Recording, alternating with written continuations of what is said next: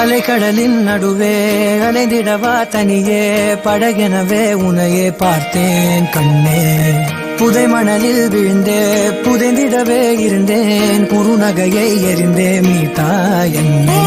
உன்னோடும் மண்ணோடும் மாடும் பெரும் மூன்றல் மனதோரம் கண்பட்டு நூல் விட்டு போகும் என ஏதோ பயம் கூடும்.